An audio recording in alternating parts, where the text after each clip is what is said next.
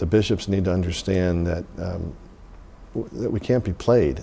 The statement is, well, if we took a bold stance, we won't get the deals we want in the back room. The deal like not having a look-back tort on the Sexual Predator Act. This is almost a permission slip. This is communicating to the left that, yeah, you know we're against it officially, but we're not going to mount an opposition. We're not going to embarrass you. All they're doing is giving the other side that one-step advantage every single time, and at the end of the day, you're going to lose it all anyway.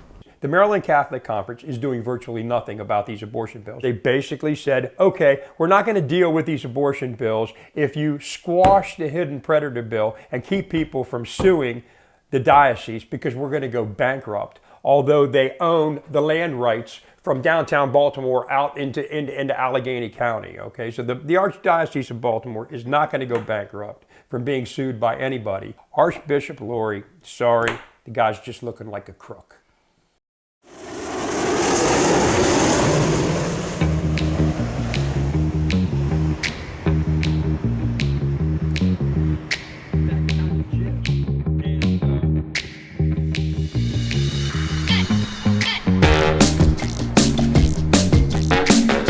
Wave, Ryan.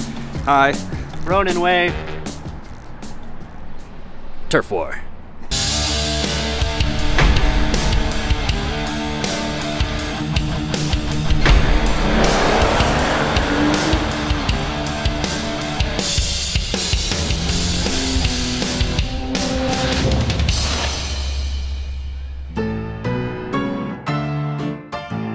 The Archdiocese of Baltimore reaches all the way from the capital city of Annapolis, through the city of Baltimore, and beyond Cumberland to the state's western border. During the colonial period, the Church supported Maryland's Catholics through a century of persecution. But today, in the nation's first diocese, those who stand for Catholic principles find themselves up against a corrupt alliance between the government and the Church. The unholy alliance is between the Maryland Catholic Conference, or the MCC, and Democrat politicians. This is a fact Church Militant's resistance captain Duffy Kane knows all too well. We caught up to Duffy outside the State House in Annapolis, where lawmakers were debating two new bills: House Bill 1171, which would make abortion a constitutional right in Maryland, and House Bill 937, which would provide taxpayer funding for abortion even to non-residents.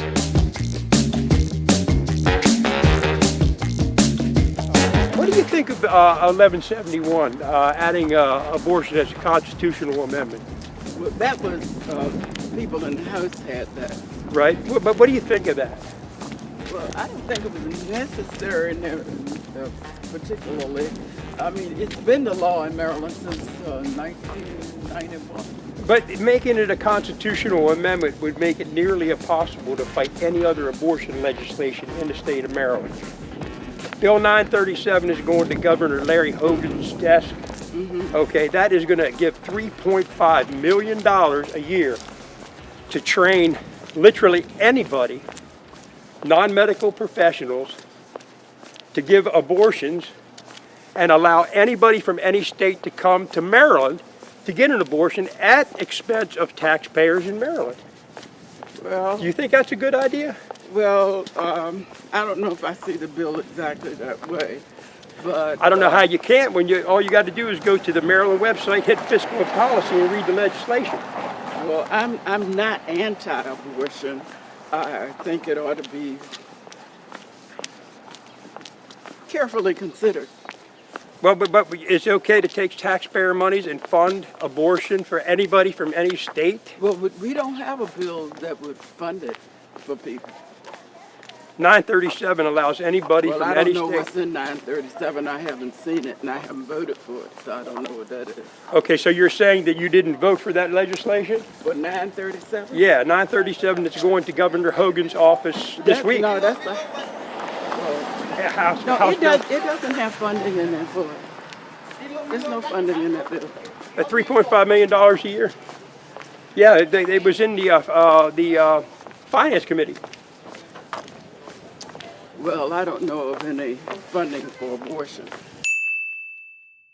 There might have been funding. No, it's funding for training people. Well, People to give abortion, talking non-medical professionals. I see. Well, no, they have to be a medical professional with that. When we passed the bill, when the bill was passed in '91, Okay. it only allowed physicians to do it. Okay, but And now, yeah, that's only, but that's still taking tax dollars from the state of Maryland for anybody in the country to show up and get an abortion. Well, I don't think that's what it does. Well, okay, we'll check your record on that and get back to you on it. Thank you. What do you think about that? You want my honest opinion? You want one word that covers that? It's called bullshit. It's called bullshit. That's what you get from these people. You're paying these people, they're taking your tax dollars, and they're funding abortion and every other piece of garbage woke legislation, and you got to keep paying them to do it.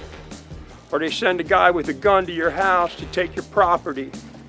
It's called extortion. That's what I think of it.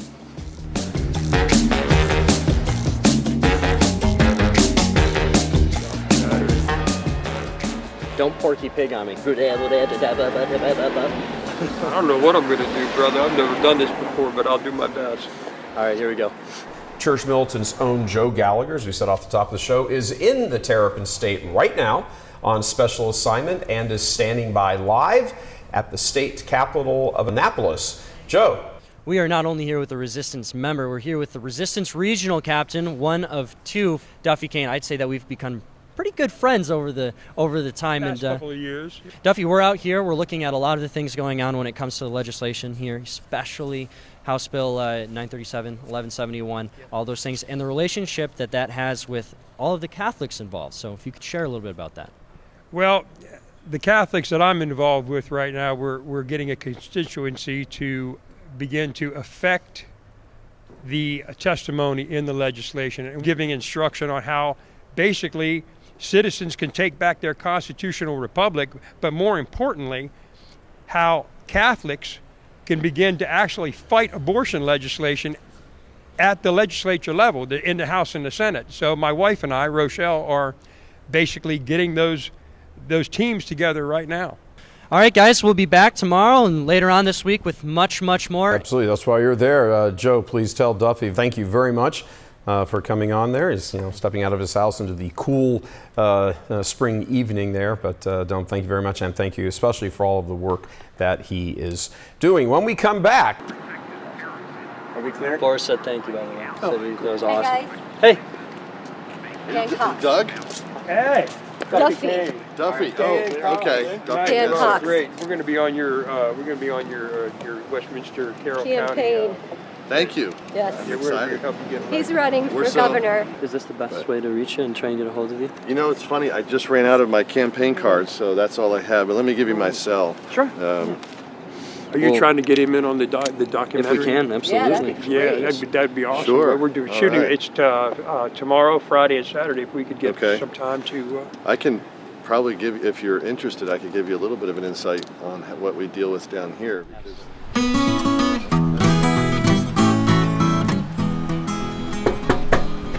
What's going on, man? Going on. Glad you're here, man.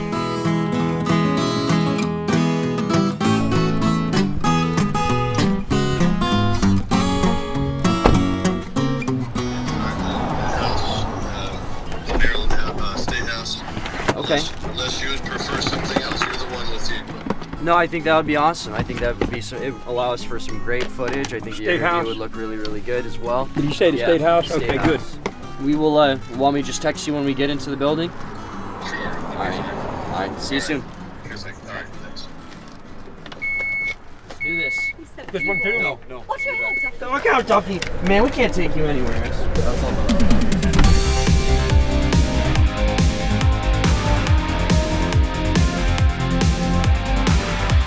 A perk of on-the-ground investigations is what you run into, well, while you're on the ground. In this turf war, that was meeting Dan. Dan Cox is one of the few people in power who is not afraid of the wolves in sheep's clothing. In other words, Dan is one of the few who will not be bullied into silence. He will not sit back while his state and country gets destroyed. Harriet Tubman, obviously, being the rescuer.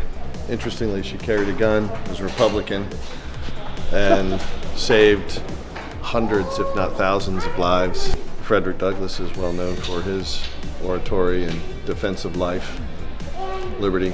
Dan has been in politics trying to echo Catholic teaching in conservative legislation, but has met obstacle after obstacle, not just from his Democratic counterparts, but most shockingly, from his own shepherds, the Maryland Catholic Conference. Well, it's an honor to serve in the legislature as a pro-life Republican, and one of the things that we've learned in Maryland is that we have great traditions and history here. I mean, we're sitting in the room that the Acts of Toleration were passed in. This is the old House chamber. And this is the history that we have in Maryland. And I'm just so honored to have the opportunity. And what I've tried to do is bring that to bear on our principles so that our Constitution is upheld. Was there a straw that broke the camel's back moment for you when looking at the current situation within the state of Maryland, where you said, all right, that's it. I'm throwing my name in the hat. I'm gonna try for governor. I'm going to enter that race. Interestingly enough, the thought process may have begun when the governor, who I supported, who claimed to be pro-life, attacked the pro-life caucus and attacked our GOP caucus as being, as should not be pro-life anymore in the Baltimore Sun. Yes, we're a big tent, but we are a pro-life party. We're one state in the middle of 5 around us that pays for abortions with our taxpayer dollars. So they traffic women into our state to cover over sex crimes, to provide abortion tourism. During the pandemic, the governor locked our state down. He took away our liberties. For the first time in 400 years of history from this place, he took away our right to go to church, to attend Mass, to do anything that we would normally do in 400 years. But he left 6 abortion clinics open in Maryland. And 2 women almost died during the lockdowns from late-term botched abortions. They kept those abortion clinics open. It was sad. It was disgusting. It was a moment of Maryland history that we're not proud of. It's evil. You're right. It's evil, and it's crumbling right here. And so that was a motivation. That was really a motivation, along with the other platform issues on my website, which is coxforfreedom.com. Oh yeah, we'll be supering that. Don't you worry about that one bit. You're a constitutional lawyer. You're probably pretty well versed as to some of these procedural violations. Would you say that as your time as a part of the Maryland legislature, do you see that type of stuff a lot? Frequently. You can imagine that in a democracy, there has to be debate, right? That's what we're here for. Well, they could literally silence all of the dissenting debate at all times if they're going to be, tyrannical. That happens sometimes. Just today and just yesterday, I think in particular, the speaker cut off debate in the middle of it. We were 6 votes shy today of stopping an override on the abortion bill, the horrific abortion bill. 937. HB 937 passed into law by 6 votes. But sadly, some people didn't show up for the vote. But really on a veto override, it's not those who didn't show up so much as those who did show up. Because once they reach 85 votes, it's over. Why don't we coordinate a little better with some of the activists? Why don't we have thousands of people show up on an important key vote? If we did that at the right moment, would we get those 6 extra votes? Yes, we would, and let me tell you why. We have 10 swing votes right now in the House. But some of those swing votes voted to override the governor on this because they didn't have any pressure. There's one voter base that really punches above its weight class more than anything else, and that's actually Catholics. Of course, Yes. Catholics, they really turn out. Thank God. Did you? Yes, blessed be God. And the question is, did you see any of that support, or do you ever really see it from the MCC? Well, on the big ticket items, sometimes. I was looking over, if I can just take a second. Absolutely. I was looking over on this horrific abortion bill. So we did get a Catholic conference. I put in a 1-pager, 4 paragraphs. Okay, let me tell you what that means. That means nothing. Okay, it might seem technically correct because they put in, oppose this bill. Here's 4 paragraphs on a 1-page. I'm not misrepresenting it. I can email you the document if you'd like. And I appreciate the bishops and I appreciate the Maryland Catholic Conference for putting the paper in, because sometimes this is the problem in my committee. Sometimes we have life issues and they don't show up. In fact, sometimes they're on the wrong side. There was a deal on the assisted suicide thing that bothered me. There were some other deals that Regarding with the MCC? Correct. Would you be That's what willing I to was, speak a little bit more? That's what I was told. I'll just say that there were some other deals as well. The child abuse issue, the look back, The Hidden Predator Act. the Hidden Predator Act. There were some deals there that were made that were basically, in my view, they were look the other way on some of these life issues, so long as you protect the church from getting sued. And that's what I was told. What have I observed? Tight-lipped, scripted statements, and meaningless advocacy. And what I mean by that is exactly what you saw on this abortion bill. This is almost a permission slip. To have something so innocuous, this is communicating to the left that, yeah, you know we're against it officially, but we're not going to mount an opposition. We're not going to embarrass you. So open the gate. Yeah, and that speaks to, I mean, it leaves room for the imagination. Sure, I mean, if they're willing to do that type of thing, you know that there's relationships, and there are discussions going on. Well, we know this. We know this is true. Some of their staff, I want to be cautious because I need to work with them, and I love the good things they do. But we know some of their staff is from the left side of the aisle. One of their attorneys I'm particularly familiar with is someone who I would view, and I've understood, has advocated on the other side of these issues. So I don't understand how they could have hired her. If I were advising the bishops, I would say, get your most pro-life people. The bishops need to understand that that we can't be played, and that we shouldn't be played, and that politics, they don't need to be, here's the thing, they don't need to be afraid. The statement is, well, if we took a bold stance, we won't get the deals we want in the back room. And the deals are what really saves us. The deal like not having a look-back tort on the Sexual Predator Act. They want those deals, and so they're publicly cautious to not shame anybody. And then they try to work out a deal in the back room. The problem with that is it's almost a Marxist approach that gives the other side that 2-step forward, 1 step back. All they're doing is giving the other side that 1-step advantage every single time. And at the end of the day, you're going to lose it all anyway. Right. The way to express our faith has got to be out from under the bushel.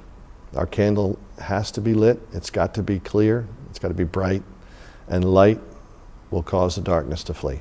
Absolutely. Because truth is on our side. Yeah. Thank you, Delegate. Thank you very, very My much. honor. Thank you for the opportunity. Where's the Maryland Catholic Conference? Okay, there's about 50 people who voted or who gave testimony. Now, when Senator Bill Ferguson showed up on the floor and A said... fake Catholic. Fake Catholic. When he showed up on the floor and said, we have an unusually large number of unfavorable votes. It's right after Shelley and I had hooked up and started really working this legislation. And you can go through 25 pages of unfavorable testimony. So we know we hit the Richter scale. It was a good first effort, and I could see the names of our chapter members right there. So I looked at the one bill that we hadn't had a chance to work on. It happened prior to us getting into the legislative session. And so I looked at the people. I said there was about 50 people, about 2/3 of them were unfavorable, one of which was the Maryland Catholic Conference. So we'll say there's about 35 people. One of them was the Maryland Catholic Conference, and there were 34 other unfavorable votes. Now, what's the probability of those 34 people all being from the Maryland Catholic Conference? And the better yet, you know what? Where is Archbishop Bill Lawry and all his wonderfulness, right? Where's his name? I mean, I want to make an appointment with this guy and teach him how to get on the Maryland website and show his priests and his flock, the shepherd, this guy is supposed to be leading us to heaven, where his name appears right there on the Senate document that says, hey, I oppose this bill. Where are you?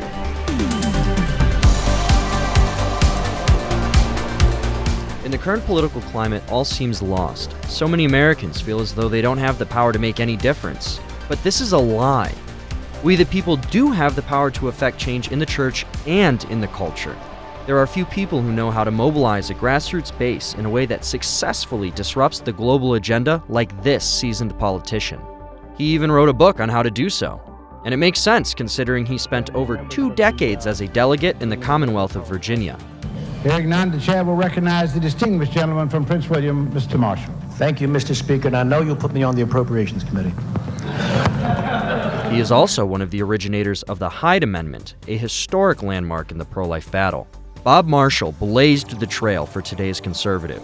He gave us some awesome insight on the process of what we the people can do to affect change. So you've obviously been working in legislation for quite some time. So you might know a thing or two about how to disrupt the tactics of the left. If you look at what's going on, for example, in Maryland, and how sneaky they are with their wording and with getting some of these bills passed, and even if you were to approach them, which Duffy did the other day, they just lie through their teeth. They pick your words, and it's so conniving. Can you talk about any ideas, thoughts, or resources you know of, have, or made that can help the average American, the average Catholic, get into this fight? Because I think a lot of people want to do something, they just don't know how to or where to start. You only have to have a few members of a state house to kind of whipsaw this thing around. And like I say, you don't need a lot, but you need a few who are willing to take flack from their leadership because they're forcing everybody to go on record. And you need people to second the motion. Normally that's 20% of whatever a quorum is. So if 100 people is a quorum in a legislature, you need 20 people to demand a second for a record vote. What you want to do is put people on record so they can't hide. And the virtue of the Hyde Amendment was it's very clear what you're doing. You either want to fund abortion to kill children, or you don't want to fund tax money to kill children. That is easy to understand, and it's easy to sell in the public arena. You can do this for anything. You can do this for, some of these crazy sex ed programs. I put all this in a book that I wrote called Reclaiming the Republic that TAN published. Oh, it was actually published by TAN? Pull it up, so we can see. And again, it's a how-to manual on how to get legislation passed or defeat legislation. And it gives you the understanding that you need to traverse the intricacies of the legislative process. It's not impossible, but it's not necessarily intuitive. It's based on experience. But I wrote down the experience in here that I had with 26 years in the legislature in Virginia. And by the way, I would get amendments passed. We would even override the governor on a bill that says we're not going to recognize out-of-state civil unions. It's just going through this process, being able to throw all the dice on the table and get a record vote. But you have to follow up. You then take this information on the record vote and you give it to people to ask them, are you satisfied that your member of Congress or your state legislature is doing this? But knowledge, what is it? The book of Hosea, my people are destroyed for lack of knowledge. If you have the knowledge of Caesar's house, you can determine who goes into Caesar's house and who gets to sit in the living room. If you don't have that knowledge, you're too easy to be manipulated. Sure. So what would you say to somebody that would say, yeah, that sounds all fine and dandy, but it just sounds like a lot of work, and they're just on the fence as to whether or not they want to do it? Well, if you don't want your children to be taken from you and propagandized in public schools with bizarre notions of human sexuality, this does take a lot of sweat because the devil's out here and he's got nothing but time on his hands to do this. And there's no way that we are in anything but a fight, one, for our salvation, and two, for our society. We are, with our back against the wall. We're not totally off the charts, but you have got to fight if you're going to defend your family, because the other side is going to take everything away from you, including your children. Amen. All right. Thank you very much, Mr. Marshall. Okay. Well, thanks for the work you're doing in spreading this information. No, blessed be God.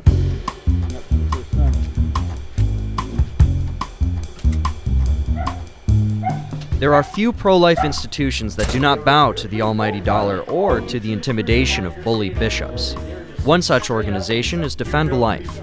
For decades, Defend Life has brought the truth and horrors of abortion to the attention of the common public, with some members going so far as to be arrested. Jack Ames is the president and founder of Defend Life. We sat down with Jack to discuss his group, how they impacted the abortion Goliath, their wins and losses, and their unique tactic called the Face the Truth Tour. Jack, it's awesome. You've been doing pro-life work for longer than I have actually been alive. Could you talk about Defend Life, when it started, why it started, and how long you've been doing this work in general? The reason we started Defend Life is when I came to Maryland, when I came to Baltimore, I thought, I'm coming to the motherland of Catholicism in America, because the first Catholics came to Maryland. They came to St. Mary's County. So I was under the assumption that all these wonderful Catholic parishes would exist and they would be vibrant seats of pro-life activism. How wrong I was. One of the great things that's going on in Defend Life is we get great Catholic speakers into parishes, because Catholic parishes are the sleeping giant of the pro-life movement. I would say maybe 1 out of 5 parishes have anything significantly pro-life going on. Sadly, the other 4 don't, whatever reason. Weak bishops, or just a weak laity. Yeah, the laity's been dumbed down by the lack of good preaching. So many Catholics are just going with the flow. And where does the flow lead? Straight to hell. Now, if I can ask this as another question, and then we'll jump to the signs that you have here. Terms, language, and what the left does with it, and how we as Catholics, people on the right, people that are fighting for truth, need to take it back. Could you just speak to? Sure. Yes, and so many times they've actually, pro-lifers have bought into that. So where did the term choice come from? It actually, in the early years of the pro-life movement, we didn't have that term choice. And then the pro-aborts, the Planned Parenthoods, the Now spent a lot of money on Madison Avenue. What can we do to dress up abortion? Because they knew abortion is evil. Anybody knows what abortion really is, knows it's evil. Well, Madison Avenue said, call it choice. And they have been so successful that pro-lifers use that term themselves. We have to use the words very clearly. So it's not an abortion clinic, it's an abortion mill. It's not a fetus, it's a preborn baby. And when we use the right language, we're much more effective. So what do we have here? Can you talk about some of these signs? And but one of the things we do that makes us different than other pro-life groups is we do what we call Face the Truth tours. This is a first trimester aborted baby. Not pretty, but that's a real untouched photograph. Now, I'll tell you what we do with these images in a second. Here's a second trimester aborted baby. And then he's actually put back together. That's horrible. But that's a second trimester aborted baby between 3 and 6 months. And then here is a third trimester aborted baby. It's the head of a baby girl. You can see her hair. Yeah. Perfectly formed. So it's really important we show the pictures. So that's what we do in our Face the Truth tours. The pictures are so powerful. We have to use them. If we're not using them, we are missing the boat. It's like a great pitcher who suddenly is feeling sorry for his opposition. So he's only going to throw fastballs. He's not going to throw his fast and his curve and his slider. Well, guess what? When he does that, the other side is just waiting for that fastball, right? And they're going to knock it out of the park. We're here only a little while. If they take away everything from you, if they kill you, then you're a martyr. And then you go straight to heaven. So yes, whatever price we pay here will enable us to spend all eternity with Almighty God. That's what's the only thing that's really important. Not only to go to heaven ourselves, but to take as many of our friends and family with us as possible. Awesome, awesome. Thank you very much, Jack. Thank you, Joe. Very good.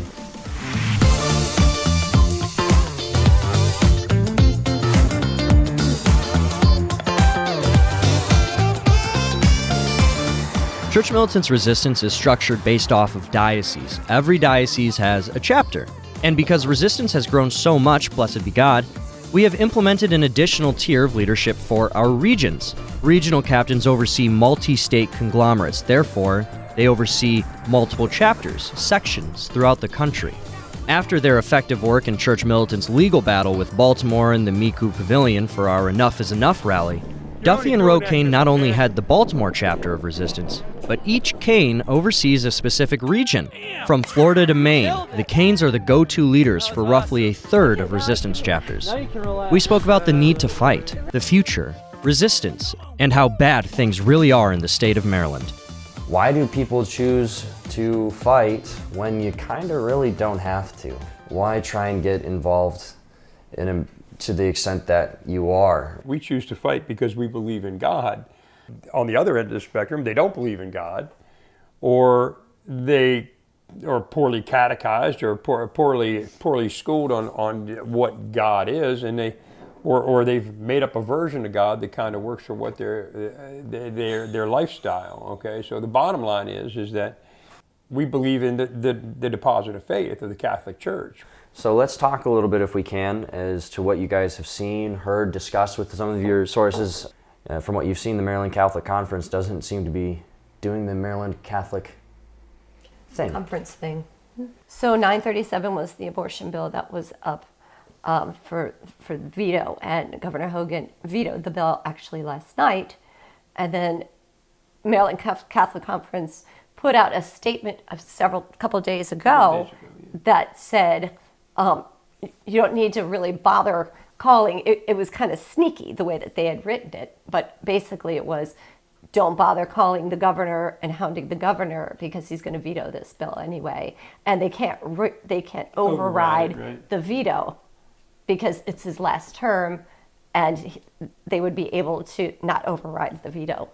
Basically, they could convene a special session at any point in time with the new governor if they wanted to, before the next legislative session. And what they ended up doing is they already had a session set up this morning to where they were going to override 937, the veto on 937. In which they did. Right. They The did. optics of the whole thing were Yes, Governor Hogan didn't want to go on record as spending $3.5 million a year and opening up the state of Maryland to being the abortion capital of the United States, probably the planet, if you want to get right down to it. The Maryland Catholic Conference is doing virtually nothing about these abortion bills. As a matter of fact, when you get into what happened with the Hidden Predator Act, I'm very sorry. There's been a bunch of flim-flam where they basically said, okay, we're not going to deal with these abortion bills if you squash the Hidden Predator bill and keep people from suing the diocese because we're going to go bankrupt, although they own the land rights from downtown Baltimore out into Allegheny County. Okay, so the Archdiocese of Baltimore is not going to go bankrupt